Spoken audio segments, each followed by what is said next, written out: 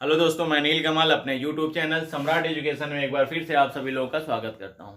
आज बात करेंगे हम मैथ में नंबर सिस्टम का चौथा टॉपिक आपका लेकर के आया हूं, टाइप्स ऑफ नंबर यानी संख्या का प्रकार। तो बात करेंगे हम संख्या के प्रकार के बारे में। तो देखिए, संख्या का प्रकार देखा जाए तो संख्या का जो प्रकार होता है वो आपके दो प्रकार की संख्याएं होती हैं। एक होता है वास्तविक संख्या, दूसरा होता है काल्पनिक संख्या। एक होता है रियल नंबर, दूसरा होता है आपका इमेजिनरी नंबर। देखिए, बात करेंगे संख्या दो प्रकार की होती है आपकी।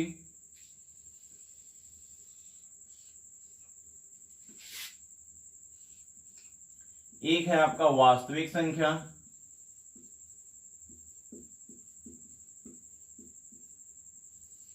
और दूसरा है आपका काल्पनिक संख्या।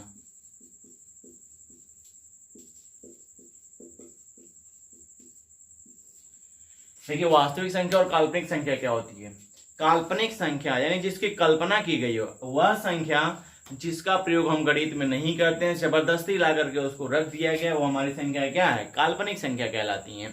जैसे देखिए, आपका आई स्क्वायर का मान होता है आपका -1। आई का मान निकालेंगे तो -1 कितने मिलेगा, अंडर रूट में। ये वैल्यू बस आप याद रखेंगे। वैसे काल्पनिक संख्याओं से आज तक क्वेश्चन नहीं बना और ये हमारे सिलेबस में नहीं है। तो हम लोग को पढ़ना है वास्तविक संख्या, रियल नंबर के बारे में पढ़ना है।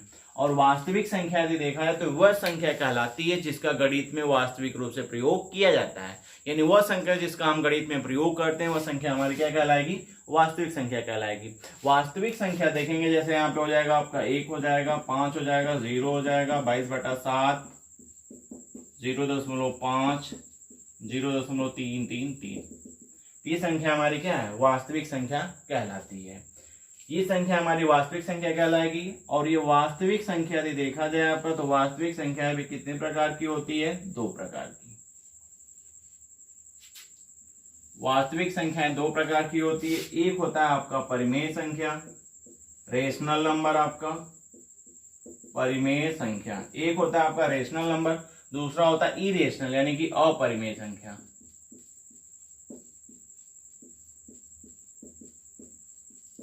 अपरिमेय संख्या। तो देखिए, परिमेय और अपरिमेय संख्या के बारे में देखेंगे। परिमेय संख्या का मतलब रेशनल नंबर, अपरिमेय संख्या का मतलब इरेशनल नंबर। अब बात करेंगे हम परिमेय संख्या के बारे में। तो देखिए, परिमेय संख्या में आपको क्या क्या मिलेगा। परिमेय संख्या का मान निश्चित होता है। परिमेय संख्या वह संख्या कहलाती है जिसे हम P/Q के रूप में लिख सकते हैं, जहां Q not equal to 0। Q का मान कभी भी 0 नहीं होता है। Q का मान कभी भी 0 नहीं होगा। परिमेय संख्या का जो मान होता है वह क्या होता है, आपका निश्चित होता है। परिमेय संख्या का मान निश्चित। अब मान निश्चित का मतलब क्या होता है, मान निश्चित का मतलब यह होता है कि जिस संख्या के अंतिम अंक का मान ज्ञात होगा उस संख्या का मान निश्चित होता है। तो जिस संख्या का अंतिम अंक ज्ञात होगा उस संख्या का मान निश्चित, और जिस संख्या का मान निश्चित वो संख्या हमारी क्या कहलाएगी, परिमेय संख्या कहलाती है। जैसे देखेंगे यहाँ पे एग्जांपल के रूप में हम लोग कई एग्जांपल यहाँ पे आपको मिल जाएगा। देखिए, जैसे 0 हो गया आपका, 1 हो जाएगा, -5 हो जाएंगे आपके, 7/11 हो जाएगा, 22/7 हो जाएगा, 0.3 0.5 हो जाएगा। अगला एग्जांपल देखेंगे, अब मिलेगा 0.333, ये आनंद बार है आपका। या फिर मिलेगा 5.27 के ऊपर बार। या फिर मिल जाएगा आपका 1.21221 डैश डैश आपका। ये संख्या है क्या आपकी, ये संख्या है आपकी परिमेय संख्या होगी। दशमलव के बाद 3 अंक आपका आया है अनंत बार, यानी कि 3 की पुनरावृत्ति हो रही है। और जिस अंक की पुनरावृत्ति हो रही होगी वह संख्या हमारी क्या कहलाएगी, परिमेय संख्या कहलाएगी। देखिए, 5.27 के ऊपर बार लगा हुआ है, मतलब 2 7 की पुनरावृत्ति हो रही है। और आप देखेंगे तो 2 7 2 7 2 7 लास्ट में चले जाएंगे तो क्या मिलेगा आपको, 2 7, यानी अंतिम अंक का मान आपको ज्ञात है। जब अंतिम अंक का मान ज्ञात होगा तो वह संख्या आपकी क्या कहलाएगी, परिमेय संख्या कहलाती है। अगर लिखा गया 1.212121, अब ये डैश डैश है आप, इसका मतलब क्या है आपका कि 2 1 की पुनरावृत्ति हो रही है। चाहे लास्ट में कहीं पर भी चले जाएंगे, लास्ट का अंतिम आपको पता है कि क्या मिलेगा, 2 और 1 मिलेगा। और जिसका अंतिम अंक यानी कि 2 और 1 अंतिम अंक ज्ञात है, अंतिम अंक ज्ञात है तो मान क्या होगा, निश्चित होगा। और मान निश्चित यदि हो गया तो संख्या कौन सी कहलाएगी, परिमेय संख्या आपकी कहलाती है। अगला हमारा अपरिमेय संख्या। तो देखिए अपरिमेय संख्या क्या होती है, अपरिमेय संख्या वह संख्या होती है जिसे p/q के रूप में नहीं लिखा जाता है। अपरिमेय संख्या वह संख्या होती है जिसका मान क्या होता है, अनिश्चित होता है। मान क्या होता है आपका, अनिश्चित होता है।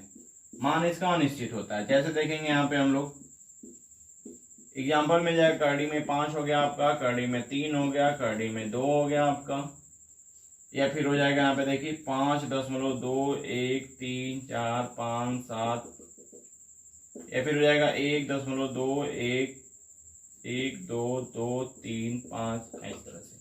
अब देखिए यहाँ पे कोई क्रम इसका निर्धारित नहीं है, यहाँ पे भी कोई क्रम निर्धारित नहीं है जिसकी पुनरावृत्ति हो रही हो। तो जब किसी अंक की पुनरावृत्ति हो नहीं रही है, अंतिम अंक हम कह नहीं सकते कि क्या मिलेगा। यहाँ पे भी नहीं कह सकते कि अंतिम अंक आपको क्या मिलेगा। जब अंतिम अंक ज्ञात नहीं है तो मान आपका अनिश्चित हो गया। जब मान अनिश्चित हो गया तो संख्या आपकी क्या हो जाएगी, अपरिमेय संख्या कहलाती है। अपरिमेय संख्या में एक और एग्जाम्पल देखेंगे जो बहुत ही फेमस एग्जाम्पल है, वो है आपका पाई। वो आपका क्या है, पाई। देखेंगे तो कई बार एग्जामों में क्वेश्चन बना है कि पाई क्या है। तो पाई एक अपरिमेय संख्या है, जबकि पाई का ही मान आपका 22/7 वो हमारा क्या है, परिमेय संख्या है। क्योंकि 22/7 पाई का लगभग मान होता है, एग्जैक्ट वैल्यू नहीं होता है। पाई अपरिमेय संख्या है जबकि 22/7 परिमेय है, क्योंकि 22/7 पाई का लगभग मान होता है, एग्जैक्ट वैल्यू आपका नहीं होता है। यदि एग्जैक्ट वैल्यू रहा होता तो पाई यदि अपरिमेय संख्या है तो आपका पाई यदि अपरिमेय संख्या है तो 22/7 भी आपका क्या होना चाहिए था, अपरिमेय होना चाहिए, क्योंकि वो लगभग मान है इसलिए अपरिमेय न होकर के आपका क्या है, परिमेय संख्या है। परिमेय संख्या हमारी 2 पार्टों में बटी होती है। 2 पार्ट में बटने का मतलब आपका ये होता है कि एक होता है पूर्णांक और दूसरा होता है हमारा भिन्न। एक होता है पूर्णांक और दूसरा होता है भिन्न। तो अभी बात करेंगे हम पूर्णांक और भिन्न के बारे में। तो एक बार इसका स्क्रीनशॉट आप लोग ले लीजिएगा। देखिए आपका परिमेय संख्या, परिमेय संख्या आपका 2 पार्टों में बटा होता है। देखिए 2 पार्ट कौन कौन से होते हैं परिमेय संख्या के, एक है आपका भिन्न यानी कि फ्रैक्शन, और दूसरा होता है आपका पूर्णांक। पूर्णांक और भिन्न, पूर्णांक मतलब इंटीजर नंबर आपका, ये होता है आपका फ्रैक्शन। बात करेंगे हम पूर्णांक के लिए, तो पूर्णांक भी हमारा 3 पार्टों में बटा होता है। अभी देखेंगे 3 पार्ट कौन कौन से हैं पूर्णांक संख्या के। देखिए 3 पार्ट कौन कौन से होते हैं आपके, तो एक है आपका धनात्मक पूर्णांक, और एक होता है आपका ऋणात्मक पूर्णांक, और एक होता है आपका न्यूट्रल पूर्णांक। एक होता है पॉजिटिव इंटीजर, नेगेटिव इंटीजर और न्यूट्रल इंटीजर। बात करेंगे हम धनात्मक पूर्णांक के बारे में, तो देखिए हो जाएगा आपका 1 2 3 डैश डैश करते हुए कहां तक, इनफाइनाइट तक। अब बात करेंगे ऋणात्मक पूर्णांक के लिए, तो हो जाएगा आपका -1 -2 -3 डैश डैश आपका इनफाइनाइट तक। यानी -1 से लेके इनफाइनाइट तक जो मिलेगा हमारा ऋणात्मक पूर्णांक कहलाएगा। 1 से लेकर पॉजिटिव यानी कि 1 से लेकर के इनफाइनाइट तक जो मिलेगा धनात्मक पूर्णांक होगा, और 0 हमारा क्या है, न्यूट्रल पूर्णांक है। यानी कि 0 न तो आपका धनात्मक पूर्णांक है और न ही ऋणात्मक पूर्णांक है, 0 हमारा न्यूट्रल क्या है, पूर्णांक है। अब बात करेंगे पूर्णांक के लिए। देखिए पूर्णांक संख्याएं भी कई पार्टों में आपकी बटी होती है। जैसे देखेंगे पहला मिलेगा आपका प्राकृतिक संख्या। प्राकृतिक संख्या यानी कि नेचुरल नंबर। प्राकृतिक संख्या यानी कि आपका नेचुरल नंबर। प्राकृतिक संख्या क्या होती हैं, तो इसको पॉजिटिव इंटीजर जितने भी होते हैं वो सब आपके क्या कहलाते हैं, प्राकृतिक संख्या कहलाती है। तो ये सब हमारे क्या कहलाएंगे, प्राकृतिक संख्या कहलाएगी। 1 से लेकर के जहां से काउंटिंग स्टार्ट करते हैं, जहां से गिनना स्टार्ट करते हैं और इनफाइनाइट तक की संख्याएं आपकी क्या कहलाती हैं, प्राकृतिक संख्या कहलाती है। दूसरा मिलेगा आपका पूर्ण संख्या। दूसरा है आपका पूर्ण संख्या। जब हम प्राकृतिक संख्या में 0 को शामिल कर देंगे, जब प्राकृतिक संख्या में 0 को भी हम शामिल कर देंगे तो हमारा क्या होता है, पूर्ण संख्या। तो हो गया आपका 0 1 2 3 डैश डैश कहां तक आपका, इनफाइनाइट तक। प्राकृतिक संख्या में जब हम 0 को शामिल कर देंगे तो वह संख्या हमारी हो जाएगी पूर्ण संख्या। अगला देखेंगे हम तीसरा यहाँ पे, तो तीसरा मिलेगा आपका सम संख्या। तीसरा है आपका सम संख्या। और देखिए बात करेंगे हम सम संख्या के लिए, तो देखिए सम संख्या हमारी क्या होती है, तो सम संख्या वे संख्याएं जो 2 से विभाजित हो जाती हैं, वह संख्या आपकी क्या कहलाएगी, सम संख्या कहलाती है। वह संख्या जो 2 से विभाजित होगी वह संख्या आपकी सम कहलाएगी। 2 हो गया आपका, 4 हो गया, 6 हो गया, 8 हो गया, 10 हो गया, 12 हो गया, ऐसे ऐसे संख्या आपकी मिलेगी, तो यह संख्या हमारी सम संख्या कहलाएगी। बात यहाँ आता है कि 0 क्या है, 0 सम है या फिर विषम, तो 0 एक हमारी सम संख्या है। 0 हमारी क्या है, सम संख्या है। बात करेंगे चौथा हम लोग सम के बाद विषम संख्या की। विषम संख्या, तो देखिए विषम संख्या हमारा क्या होता है, सम संख्या मतलब इवेन नंबर, और विषम संख्या का मतलब होता है आपका ऑड नंबर। तो देखिए यहाँ पे विषम संख्या वे संख्याएं होती हैं जो 2 से विभाजित नहीं होती हैं। वह संख्या जो 2 से विभाजित नहीं होगा वह संख्या आपकी विषम संख्या कहलाती है। तो जाएगा आपका 1, 3, 5, 7, 9, 11, 13, ये हो जाएगा आपका विषम संख्या। तो अब विषम संख्या का बात देखेंगे तो यहाँ पे मिलेगा आपका 5वां पॉइंट आपका अभाज्य संख्या। अभाज्य संख्या, और 6ठे पॉइंट में मिल जाएगा आपका भाज्य।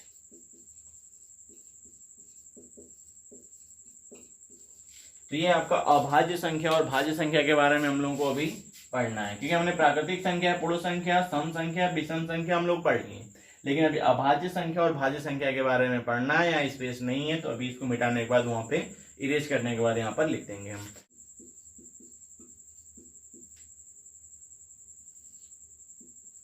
अब देखिए यहाँ पे अभाज्य संख्या हमारी क्या होती है, वह संख्या जो एक तथा स्वयं से विभाजित होती है। वह संख्या जो एक तथा स्वयं से विभाजित होती है वह संख्या हमारी क्या कहलाती है, अभाज्य संख्या कहलाती है। यानी कि वह संख्या जो एक तथा स्वयं से विभाजित हो।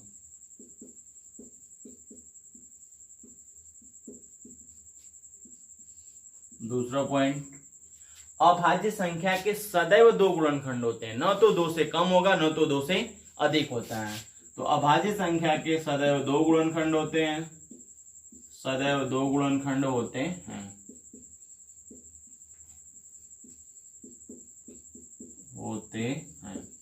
तो अभाज्य संख्या के सदैव 2 गुणनखंड होते हैं। जैसे देखिएगा यहाँ पे हो जाएगा आपका, ये हो जाएगा 2, 3, 5, 7, 11, 13, 17, 19, ऐसी ही संख्याएं मिलेगी आपकी। तो ये हो जाएगा आपका अभाज्य संख्या। अभाज्य संख्या वे संख्याएं कहलाती हैं जो एक तथा स्वयं से विभाजित होती हैं, जो एक तथा स्वयं से विभाजित होती हैं, किसी दूसरी संख्या से विभाजित नहीं होती हैं, वो आपकी क्या कहलाएगी, अभाज्य संख्या कहलाती है। और अभाज्य संख्या के सदैव 2 गुणनखंड होते हैं, न तो 2 से कम होगा न तो 2 से कम होगा न तो 2 से अधिक होगा। बात करेंगे हम एक के लिए कि एक हमारा क्या है, भाज्य है कि अभाज्य है। तो हमने बोला था कि अभाज्य संख्या के सदैव कितने गुणनखंड, 2 गुणनखंड होने चाहिए। इसका 2 गुणनखंड यदि करेंगे तो एक तो 1 मिलेगा, दूसरा भी क्या मिलेगा, 1। तो क्या 2 गुणनखंड हुए, नहीं हुए। गुणनखंडों की संख्या क्या है, 1 है, इसलिए आपकी अभाज्य संख्या नहीं है। इसलिए हमारी क्या है, एक अभाज्य संख्या नहीं है। एक न तो भाज्य है और न ही अभाज्य है, एक न तो भाज्य संख्या और न ही अभाज्य संख्या है। अब देखेंगे यहाँ पे थोड़ा सा नोट में कुछ पॉइंट हम लोग नोट कर लेंगे। देखिए नोट में पॉइंट क्या निकल के आएगा, नोट में आपका ये निकल के आता है कि एक अंक की कुल कितनी अभाज्य संख्याएं हैं। एक अंक की अभाज्य संख्या, तो देखिए एक अंक की अभाज्य संख्या कितनी है आपकी, एक तो 2 हो गया, 3 हो गया, 5 हो गया और 7। इसके बाद देखेंगे तो 11 में कितना अंक हो गया, 2 अंक हो गया।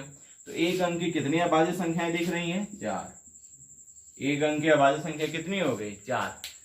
अब बात करेंगे कि सबसे छोटी अभाज्य संख्या क्या है, तो सबसे छोटी अभाज्य संख्या क्या है आपकी, 2 है। तो यहाँ पे दूसरा पॉइंट निकल के आ जाएगा, सबसे छोटी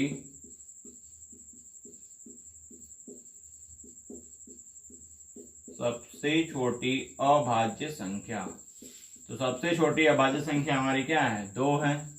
और ये 2 एक ऐसी इकलौती संख्या है, 2 एक ऐसी इकलौती संख्या है जो सम होने के साथ अभाज्य है। सम होने के साथ क्या है? अभाज्य है।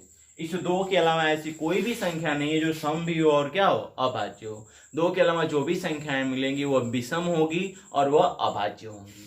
तो 2 एक ऐसी इकलौती संख्या है जो सम होते हुए भी क्या है? अभाज्य है। तीसरा देखा जाए, सबसे छोटी विषम अभाज्य संख्या। सबसे छोटी विषम अभाज्य संख्या। सबसे छोटी सम अभाज्य संख्या यदि पूछा जाए तो 2 ही है। सबसे छोटी विषम अभाज्य संख्या, तो देखिए सबसे छोटी विषम की बात करेंगे तो 2 के बाद क्या मिला? 3। अब 3 हमारा क्या है? विषम संख्या है। क्या मिल जाएगा आपका? 3 हो जाएगा। तो सबसे छोटी विषम अभाज्य संख्या क्या है आपकी? 3 है। अगला देखेंगे चौथा क्वेश्चन। कई बार क्वेश्चन बन जाता है कि एक अंक की अभाज्य संख्या का योगफल क्या होगा, या फिर एक अंक की अभाज्य संख्या का या फिर धनरूढ़ संख्याओं का योगफल क्या होगा। तो धनरूढ़ संख्या में हम चारों को क्या करेंगे? 2, 3, 5 और 7 को यहाँ पे जोड़ देंगे। चलिए चौथा पॉइंट देखेंगे। क्वेश्चन बनता है कि 1 से लेकर के 100 तक कुल कितनी अभाज्य संख्याएं होती हैं। तो 1 से लेकर के 100 तक कुल कितनी अभाज्य संख्याएं होती हैं? तो 25 संख्या होती है। बात करेंगे हम 1 से लेकर के 25 तक, तो 1 से लेकर के 50 तक कितनी अभाज्य संख्याएं होती हैं? तो 15 होती हैं आपकी। बात करेंगे हम 50 से लेकर के 100 तक कुल कितनी अभाज्य संख्याएं होती हैं? तो 10 होती हैं। 1 से लेकर के आपके 50, 1 से लेकर के 100 तक, 1 से लेकर के 50 से लेकर के देखा जाए 100 तक अभाज्य संख्याएं तो कितनी होती हैं आपकी? 10 होती हैं। तो ये रहा आपका अभाज्य संख्या का कंसेप्ट। इस अभाज्य संख्या को थोड़ा सा ध्यान रखेंगे, इस अभाज्य संख्या को कहा जाता है रूढ़ संख्या। अभाज्य संख्या को कहा जाता है रूढ़ संख्या। कभी कभी अभाज्य संख्या को रूढ़ संख्या, धन रूढ़ संख्या दे देता है। तो रूढ़ संख्या और अभाज्य संख्या दोनों क्या है? एक ही है। बात करेंगे रूढ़ संख्या, तो देखिए रूढ़ शब्द यानी हिंदी में पढ़े होंगे तो वहां पे रूढ़ शब्द मिलता है। रूढ़ का मतलब क्या है? वह शब्द जिसका कोई सार्थक खंड न हो।